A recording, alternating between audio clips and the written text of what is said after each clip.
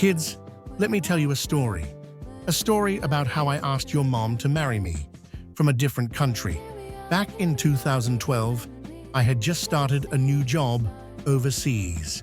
New city, new time zone, new everything. Your mom, Olivia, stayed back to finish school. Once again, we were in a long-distance phase. Even while we were apart, our lives kept growing. Her studies, my job, we were doing well. And one ordinary day, in a not-so-romantic fried chicken shop, yes, that's part of the story, I looked at her and said, "We've traveled to many places, but wherever you are, that's home. Will you marry me?" She laughed through her happy tears and said yes. Our vows weren't traditional either. I promised to keep choosing you, even across time zones, even when we buffer. We didn't need a grand ballroom, just each other, close friends, and a whole lot of laughter. Our honeymoon began at Tokyo Disneyland. We screamed on roller coasters, got lost in Toontown like two happy kids, and shared churros shaped like stars.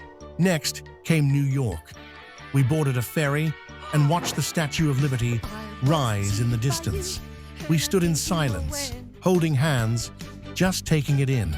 That night, Times Square glowed so bright, it felt like the sun had never gone down. We saw Broadway shows, ate bagels in the park, and walked late under neon skies. After the honeymoon, I flew back to work. Another round of distance began. But this time, it felt different.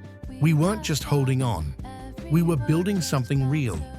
Because this time, there was a ring. So kids, that's how I proposed to your mom.